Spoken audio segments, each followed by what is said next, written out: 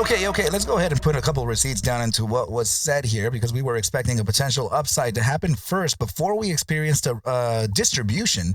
My apologies, down to the areas of maybe around 213 to 208.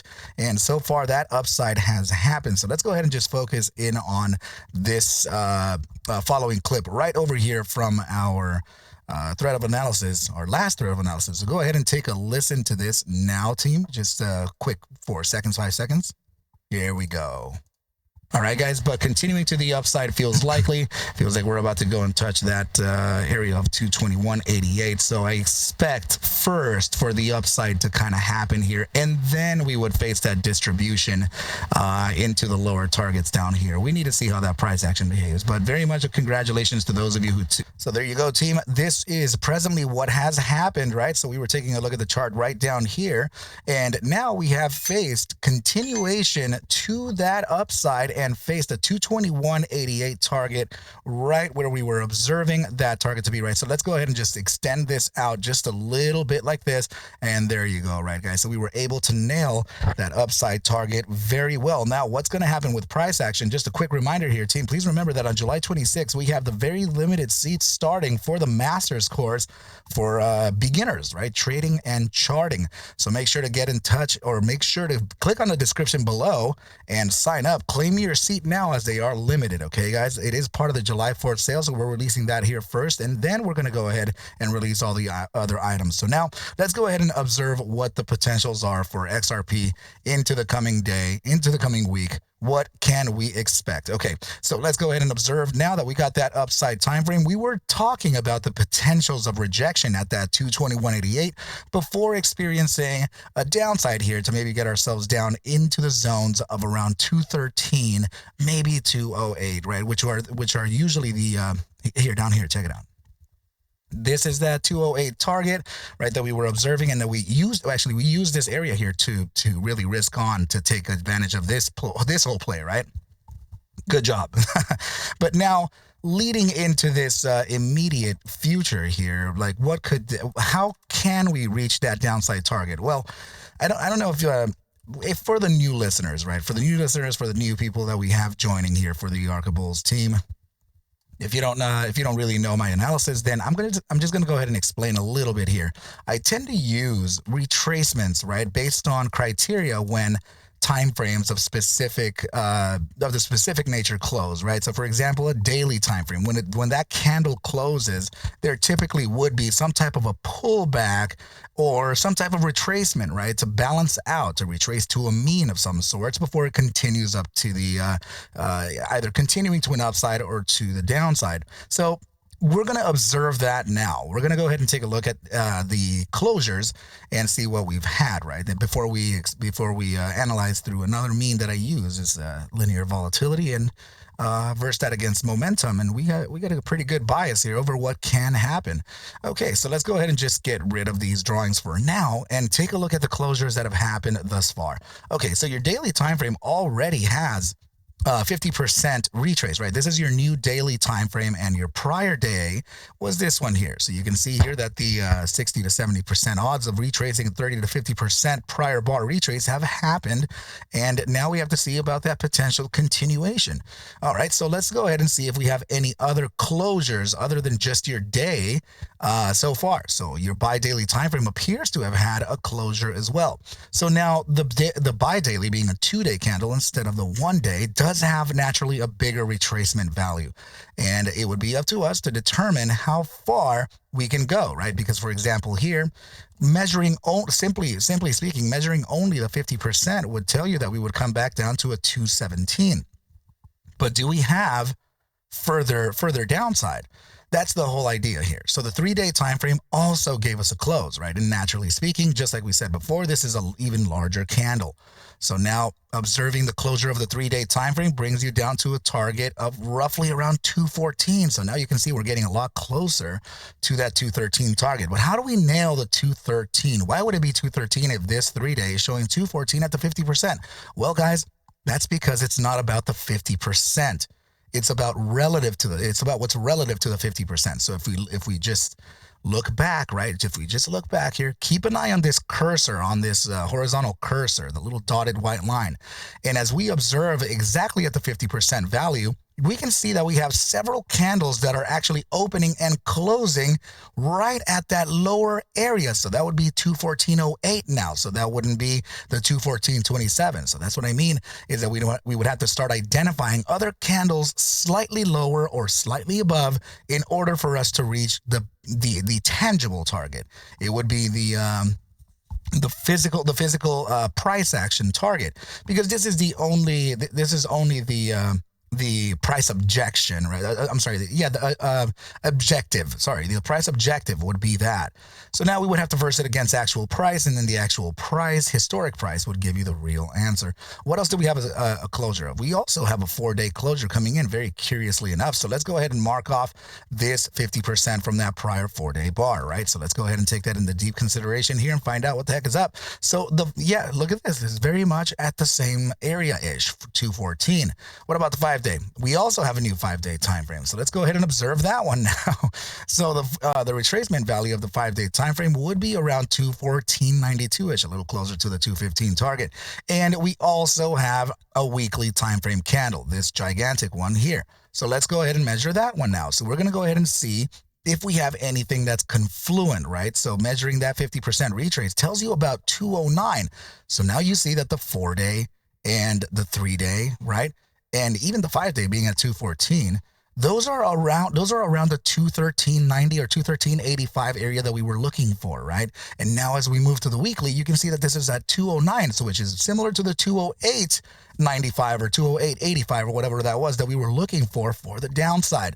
Now you're starting to see why these things would potentially happen, right? And your bi-weekly time frame, right? It is sort of a new bar here, right? So we would definitely have to take advantage of understanding where that gigantic red bar has as a 50% retrace. Where is that? Okay, so you can see here that it's right at around the 211 area. So which, by the way, 208, 213, 211 is kind of at the 50%, right? Very interesting. So let's just take that into consideration here. We have two bars that are very similar here together. So if we went ahead and used that, if we use that 211.89, which is drawn right about, where did I put it? Right here. We're going to change the color of this guy here. We're going to make it maybe a pink or something, right? So that we can identify it completely. Or yellow, maybe yellow. There we go. So we're going to use this thing here as the potential retrace area, and then we're going to mark off the zone that we were talking about in the more immediate short term so that we can understand where it is, right? We were talking about a 208 to maybe 214. So here's your 208.95 that we talked about, and this is your 213.91 that we were talking about, right? Okay, so drawing an area here already puts you at a zone this is what I mean. Look, check this out. I'm going to create a box in between those two targets so then you can see where things kind of land. So just like this here, right? And we'll make it as close as we can, so then we can identify where the 50% of this area is. And check it out. It's right around that 211.43. So it is relative to the 211.86 or 89, right? That's what I mean. So I'm thinking, guys, that we have a space. I'm thinking that we have these spaces here. The reason why I'm not using it like this is because we have specific criteria within these areas here. So we have the 213.91. Right, 212.59. We have now the new 211.88, which I think we can kind of get rid of this now. And then we have, if we fail, right, if we fail at these supports here, then we have this area here to look at just in case we have a further liquidity grab, right? So that's typically how I figure out some type of downside here. Now that we got that top side, we would consider that downside. And I will say, I wouldn't even doubt that XRP would be completely resilient against the downside at even these targets here, roughly around 217, 218, right? We have a major inflection zone here. All these candles are, I'm going to adjust it here just like this. All of these candles are presently a gigantic support, right? For price action to dip into and then continue. I mean, we have done that before. So we have to consider all of these things when we trade. Okay, guys. Now, why don't we use volatility now to determine how valid that continuation to the downside may be. We're going to use statistics now, okay? So let's go ahead and do that now. Where is it? Where is it? Okay, guys. So I know that we're at just about 10 minutes now. Hit those ATWs. I understand we make these videos long is because we got to show the work just like we did in school, right? Okay. So let's block out the visibility from the drawings and all that and bring up the volatility, linear volatility, and stochastic momentum. We're going to start at the very, very, very granular time frame of 5 minutes. Okay. So here's a 5-minute time frame, and we want to understand where the posturing is, for the direction bias. So this is your momentum suggesting direction up or down. And this would be, think of it, your volatility, right? It would be kind of like a accelerator. So we're accelerating by expanding, right? And we are decelerating by contracting. So when we accelerate and we have an upside bias, well, that typically means we're accelerating towards the upside, right? Simple enough like that. So now let's go ahead and observe what the present deal here is, right? So 45 seconds left to close on this green 5-minute bar with an upside bias, right? It looks like we're gonna start accumulating some volatility here pretty soon. Okay, so upside 5 minutes. We have downside 10 minutes, but no, it's actually, well, let me make sure actually. Before I say, yep, no, look at this. It's crossing over. So we are still upside on a 10-minute time frame. Very, very good. Same situation here, right? We're starting the curve, 15-minute time frame upside, 5 minutes to close, and we're closing a bullish engulfing true green outside bar there pretty soon. Okay, so far, I'm reading just about 20 minutes worth of upside, right? So if that would be the case, then we would just read about 0.006 seconds on average. This is the data sales indicator, which comes to you for free when you join the Discord trading team. Okay, guys, so this is my algorithm here, and it gives you the live statistics, right? So this right now, a 20-minute time frame candle, whenever it opens, it tells you that on average, it moves 0.006 up or down. So in this case, it's telling you that we're going to face a top of around current, let's see, 220.29. So that would be roughly about here. 220.29 would be the average for this bar. I'm going to correct it to be, yeah, no, actually, that's pretty good there. Okay. Yeah, this is the present resistance that we are facing here soon from this 20-minute time frame. Now, downside does start from this area here around there, right? So let's go ahead and see how far that downside goes. 30 minutes down, 1 hour down, 2 hours almost complete, right? Okay, we have almost a complete 3-hour time frame downside. Not yet. 6-hour time frame, almost there. Let me see. Almost there. 8-hour time frame. Oh, still. I need definitely upside pivots here, guys. None of them could be curved. A day's worth of downside, which may have already happened. Okay, so we have roughly an ATR, an average true range of about 9 cents, almost 10 cents from the opening of your daily bar. Okay, so if that happens, that means that we are about to face, let's see, a low of around 211. What do you know, guys? Come on, look at that. So here we are at the targets that we're saying that we may actually experience to the downside. We were talking about anywhere between 208 to 214 with the center being the 211 target. And here it is, guys. That's our mark right there, 211.89. And on your daily time frame, as you go back and observe your current ATR low, look at that, 211.08. So the statistics are correct. All right, guys. So it looks like we are definitely moving pretty good. What I'm going to do here is just tell you that the immediate short-term time frame is suggesting for a top side here to validate maybe some kind of resistance in this area here before we come back down. We are supporting right now for an upside because of this zone here. Okay, so let's go ahead and now observe just quickly here what that top end could be. And I think honestly it would just be, without making things too complicated, yeah, this would be the space right in here for resistance. Okay, guys, so expect short sellers to enter the trade right in this area, 220.91 to 220.32, right in there, right?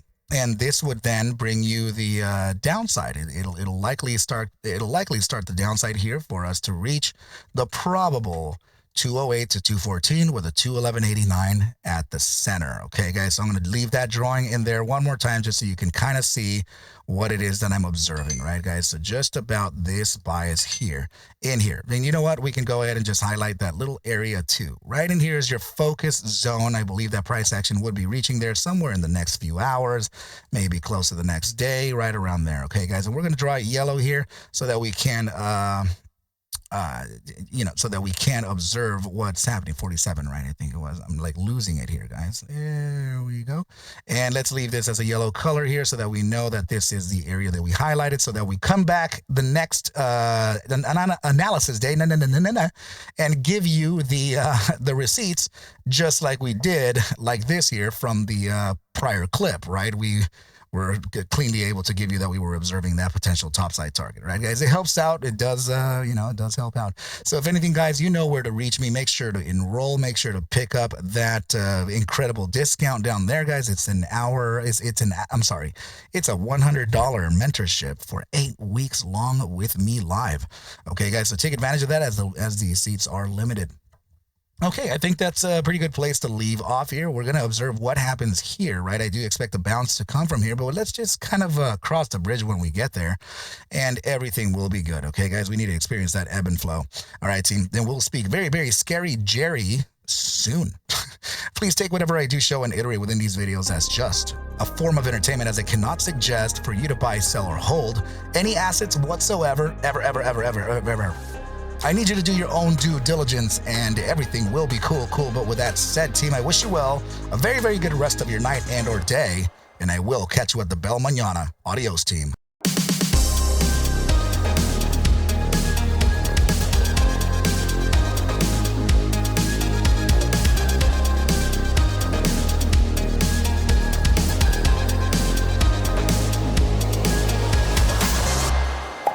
Oh, yeah.